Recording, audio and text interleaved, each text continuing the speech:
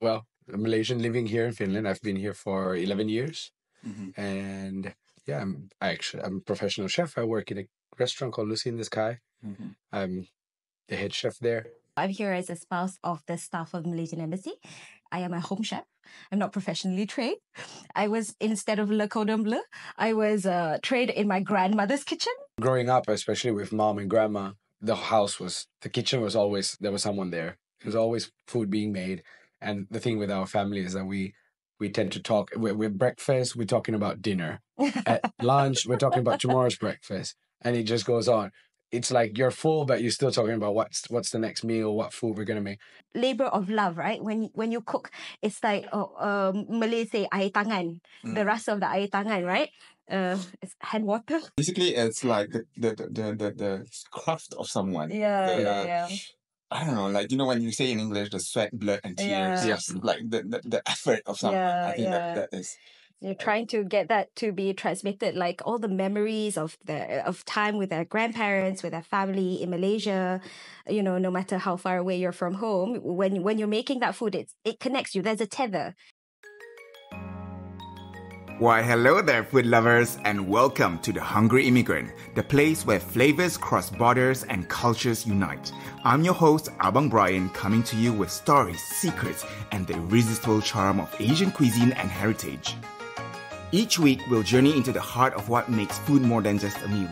We'll talk to chefs, celebrities, home cooks, and food enthusiasts who have brought their heritage to our tables. From the bustling streets of Kuala Lumpur to the vibrant markets of Manila and Seoul to the Chinatowns of New York, Paris, and Toronto, we're exploring the magic of food that connects us all. So join us as we delve into the rich tapestry of Asian food culture and heritage, celebrating the traditions and innovations that make our culinary world so diverse and exciting. Now, get ready as today's episode promises to be a flavorful journey. You as a Le Cordon Bleu graduate and cooking internationally and cooking abroad and seeing so many other different foods around the world, there is this big, huge debate on fusion food. What is your opinion on fusion food, and how do you balance authenticity and innovation in your cooking? Do you do that in the first place? Or what is authenticity to you? Well, I think the authenticity, I still make it when I do it at home. So I stick to the traditional ways of doing it. I don't change my ingredients. I don't change the techniques of making it. But when it comes to work, I'll bring the traditional side of how I make food at home, what I learned, the traditional French food, and then I'll just mix them up and make the fusion. And I think it's fun to have fusion food because it opens a whole new world to flavors and dishes that you can have. So are you not worried that one day because we keep on fusioning, as that word fusioning, like we keep on fusionizing food, right? So you do it at home, but like as chefs, I think we also have a responsibility to transmit our culture and our messages through food, right? So are we not afraid of the continuous change of the way we cook our food, that one day it will just go missing? And I guess that's where I keep it at home so that stays alive, and I share it with my friends and share it with people to keep it alive and make sure that it doesn't change. But then at work, it's of course I do have certain dishes that have to be a classic and it stays, For example. and I'll respect it. At the moment, I have a schnitzel on the menu, and it's a Wiener Schnitzel, so then it's made exactly the way it should be made. I respect it because I've also that when you study in school and you learn culinary terms, you can't just name something and not respect how it's made. This it's actually been given a name because it's made exactly the way it should be made.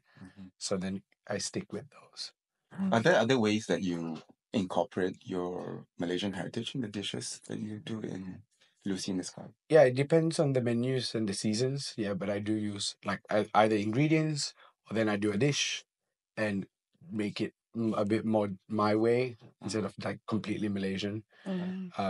The debate has been that would I put rendang on the menu? It's not on the menu yet? No, Okay. because of I wouldn't like if somebody else is going to make it, and if it would not turn out the same, I would not be very proud to put it in the menu and say that it's Malaysian rendang, and a Malaysian will come and eat it, and they'll be like, wait a second, this is not right.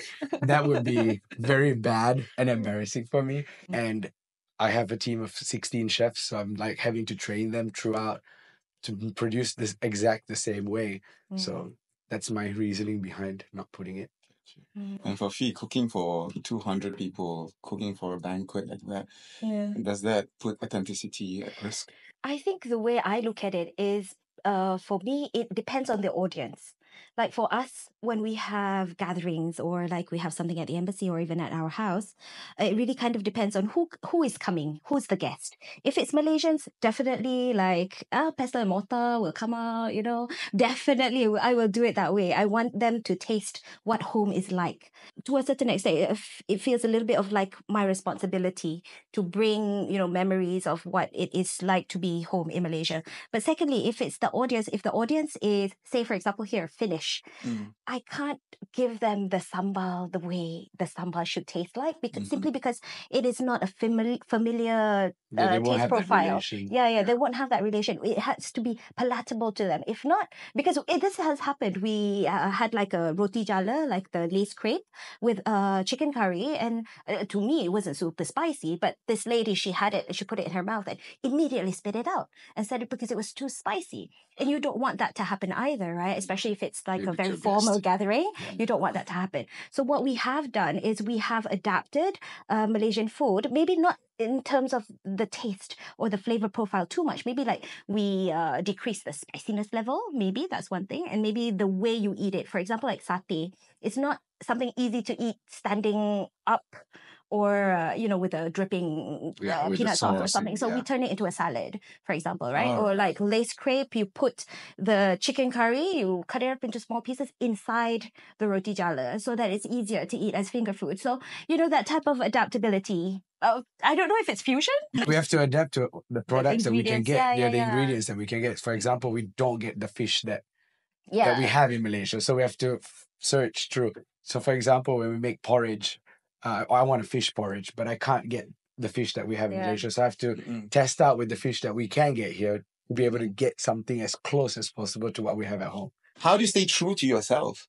Have you had trouble doing that? Yeah, I would say definitely yes. Like especially when you work in, I've worked in a Japanese, Chinese fusion restaurant, but run by Finnish people. And then they put in Malaysian dishes, and I'm like, well, that's not Japanese or Chinese. And so I do voice out. I do stand up for it. Yeah. I do say that you can't be calling this a Malaysian dish. It's not. Or if they do something a certain way. So I've had that struggles, and like, but then at the same time, I have to do my studies and make sure that I'm right before I speak up about it. So yeah, it's been pretty hard. And then also trying to teach the other chefs that I've worked with what Malaysian food is. Right. Because most of them either haven't been there, have no clue about Malaysian food. So then there's like one person who's probably been, and then there's a dish on the menu. And I'm like, no, you can't do that. Because you've cooked abroad, not only in one country. So like, again, to give people context, the staff of the embassies, they rotate. Every 3 years, they move different countries. So you've been cooking Malaysian in how many countries? Only 2. Okay, so two different countries. We were in Delhi, and then now we're in Malaysia, Delhi, and then now in Finland, right? Yeah. So what would you say is the biggest challenge for you cooking Malaysian abroad? Cooking Malaysian food abroad that is difficult is, first of all, of course, is the ingredients. Like I said about the salmon sambal, for example, right? That was like the idea of our previous ambassador's wife. She had very good ideas about how to present the food to an audience. We learned from that as well. But like, for example, also I've tried making asam pedas. Asam pedas is like it's like a gravy that is sour and spicy. Yes. Yeah. And it has a very distinct flavor. It comes from the ginger torch, from the I guess it's Vietnamese coriander. Vietnamese coriander. And also kasum, daun kasum, and also the asam keping. Yes. Dry tamarind. Yes. Is it dry? It's not tamarind. It's not tamarind, it's though. The asam fruit. I don't know what's in English, but it's the slices. Yeah, the slices. So that sort of thing. But sometimes those type of ingredients are so difficult to find. So I have used rhubarb to have that, like, but it's to get that acidity. Yeah, to get that acidity, but it does taste a little different, you know. The second challenge is, I don't know if you go through this, but it is the cooking stove. The stove is, oh my God, I complain so much about all the time. the it's stove a huge struggle in Finland, because we only have ceramic cobs. So of course you don't get wok hei is one thing. You don't get that. You don't get that. But it's also like trying to cook rendang, for example, for me, rendang for 200 people. On a induction. An induction cooker. The whole of Finland, there's only There are places that you do have in certain old buildings that they do still have gas, and their gas is not like in Malaysia where you have a tank; it runs through the gas lines. Right. Yeah. But the majority of the buildings do not have it, and if they go through a renovation, they tend to remove them, and it's just inductions or electrical or ceramic stuff.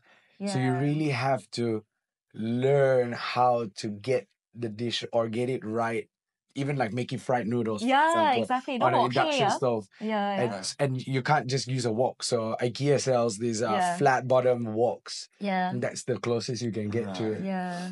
So for me, that is a big challenge because I feel like the authenticity of a food, like say char kway teow, like fried flat noodles, or even like dosai, right? Yeah. I mean, like you need that a little bit of that wok hei, that charcoal. So a wok hei is actually a Chinese word that describes. How would you describe wok hei? Like fragrance. The fragrance that you get from the burning fire, the hot burning fire. So like what we're talking about here is essentially the flames, the heat. The taste of the heat in a way, right? Yeah. That you get, and sometimes it's like a charry kind of taste. Slight char. You can't say smoky, but it's this hard flavor. Yeah. And it somehow, even when you make a dosa and you put it on a electric stove or gas, you don't get that crust. Yeah. You don't get that crunch, that edge. Yeah. It just doesn't come out the same way. What advice would you give to immigrants living abroad, cooking the way they cook?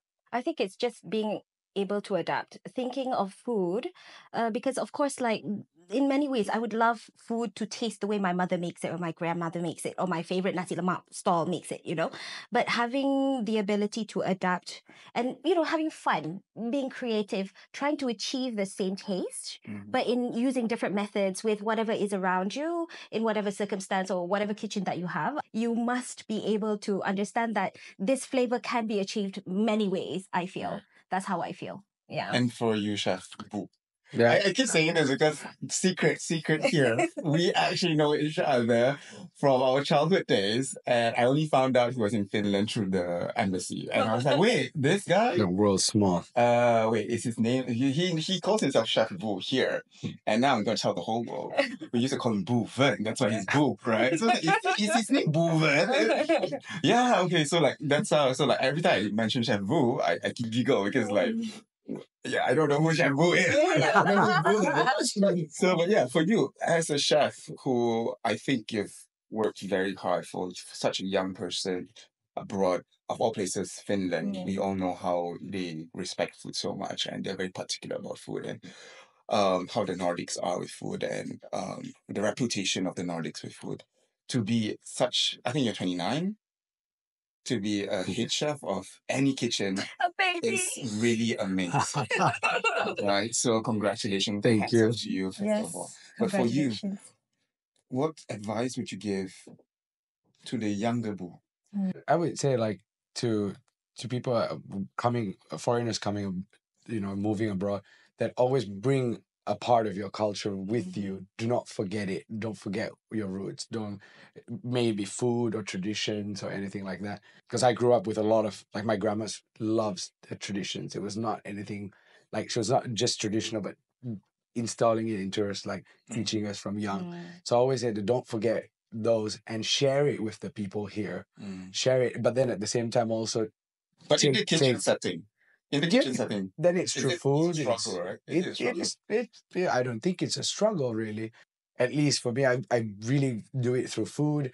And if there's something in Malaysia, today's, let's say it's the Tamil New Year. Yeah. Then I don't have anyone to celebrate it with. So I would make stuff and then I would bring it to work and share it with them. And be like, okay, this dish is made because it's the New Year's and we have this New Year's on this date. But I'm going to put you on a spot here because like, I would say like in the kitchen setting for professional chefs, right? And in terms of cuisine itself, the world of cuisine and patisserie is based on French culinary techniques.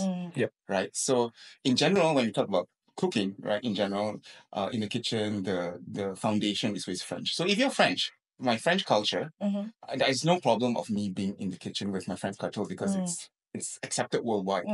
But our Malaysian food culture, right, and techniques, how would you advise a young person who's very proud of their techniques, and then you do see clashes, right? Yeah, definitely you do. And people are like, oh, these ingredients are so weird, or these flavors are so weird. But I'm like, yeah, but you have to just try it. Give it a shot. But it is hard. It is hard to like, you Well, have to be how very... would you advise a young person introducing their culture to someone else? I like the face that you're...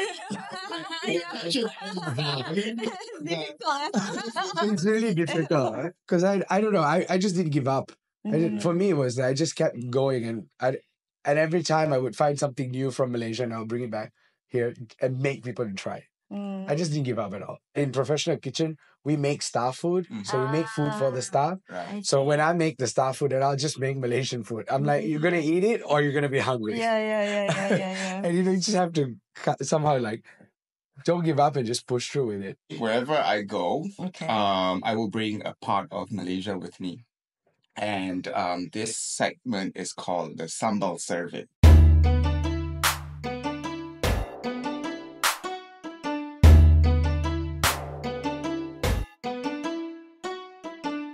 Because you guys are Malaysians, you are very well versed with our cuisine. So I call this the Sambal Survey, where we have 3 different types of sambal being brought by my assistant, who is my sister today. And so these are the 3 sambals, and a little bit of nasi, a little bit of rice that you can taste with the sambals. And I just want you guys to tell me what you think of it and which one you like most, and what do you taste. So go ahead. So you have your rice, everything has rice. I'll taste it with you guys as well. This is basically sambal tumis. Okay. So sambal tumis is, so like we said, there are so many types of sambal. And sambal tumis is I would say a sauteed kind of sambal where all the ingredients are blended and then it's cooked, right? And usually it's spicy, it's sweet. It can have different condiments inside. Sometimes it has shrimp paste. Also, some people put dried prawns. Some people put dried anchovies. The first one, in front of Fee, this one is... Let's taste this one first. How does it taste? Hey, I'm not asking you all to eat, okay? Taste. Taste is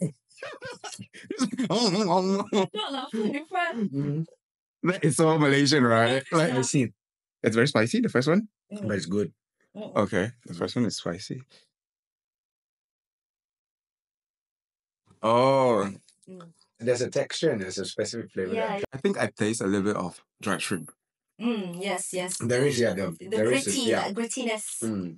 What do you think? Very So is that a interesting. good sambal? It's close to a sambal nasi lemak. Yeah, that's what I was about to say. It's more So like sambal nasi although lemak. we have this sauteed sambal in general, that's what I call. But when it's paired with different types of food, actually we alter the taste a little bit. Yeah, we do change it. Yeah.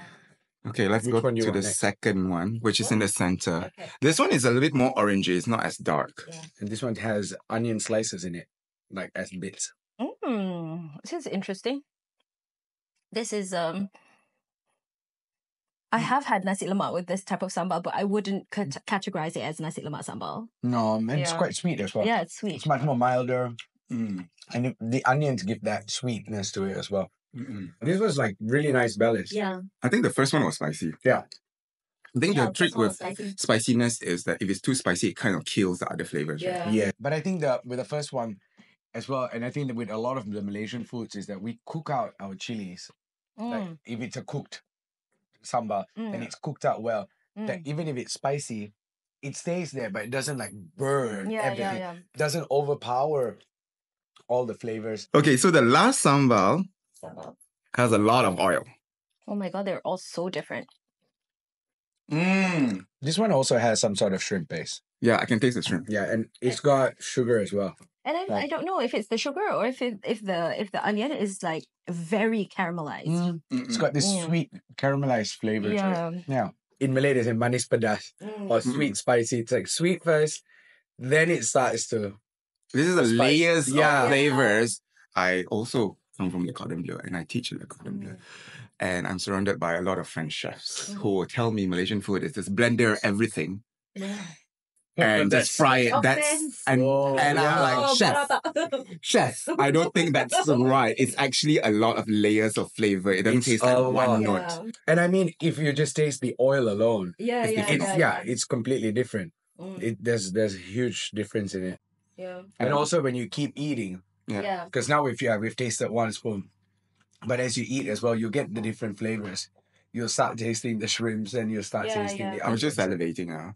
Yeah, so that's exactly that's my style. I would always make it's a bit more sweeter. Yeah. And then the burn would just come like slowly throughout.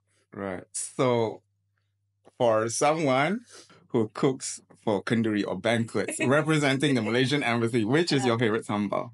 I would say I like this one, but for me, I would cook the chili a bit more. A bit more, yeah. I feel, yeah. So I think this is something I would pretty close to my profile, I guess. For me, it's the last one that we had because I like that it's got the oils there, the flavors are more balanced and layered, and also the chili spice comes like a lot slower, and but then it just lingers in your mouth as you. So that's 0 points for me. Okay. And which one is yours? Oh no, they can't see that. The first one is 7 ringgit. The second one is less than 3 ringgit. Okay. And the final one is 17 ringgit. Oh, I've got an expensive this one. Yeah. So with that, I think I would like to say thank you to both our guests today, Fee and also Chef Bu. Those people who are coming to Finland, if you want to connect with Malaysia, the Malaysian Embassy is on which road again? I can't pronounce it. Alexandrin Katu. There. That road. Please come and say hello to us. If you want to be welcome back home for Malaysians, we have an embassy in Helsinki. Please visit Chef Bu at Lucy in Sky. And then if you want to come for the Malaysian, I think like the Hari Raya, the celebrations, embassy doesn't have like banquets. Look out for it if you're in Finland or in the Nordic. Register at the embassy if you'd like us to know that you are here in Finland. Yeah. Register, then you will get the emails to know when the food is going to be served. And that is one thing that the Malaysians need to know, right? Yes. And if you want to connect with you guys, your socials are... My Instagram is SpongeBob908. And I'm Feeflea, Feaflea. Okay, so thank you very much to our guests today for so much, sharing all the stories with us. And to our listeners, as I always say, please keep your plates adventurous and your hearts open. Thank you very much for tuning in to The Hungry Immigrant. Terima kasih and thank you for joining us on yet another episode of The Hungry Immigrant. It's been a delightful feast of stories and flavors that remind us just how much food brings us together. Now don't forget to subscribe to our podcast on your favorite platform so you'll never miss an episode. And if you loved today's culinary journey, leave us a review and share the episode with your friends and family. Your support helps keep our traditions alive and our tables more diverse. Do follow us on Instagram at Hungry Immigrant and my personal account Abang Brian for behind-the-scenes looks and extra tidbits from each episode. We love to see how food inspires you, so do tag us in your next food adventure. I'm Abang Brian, reminding you to savor every bite and cherish every moment at the table. Until next time, keep your plates adventurous and your hearts open.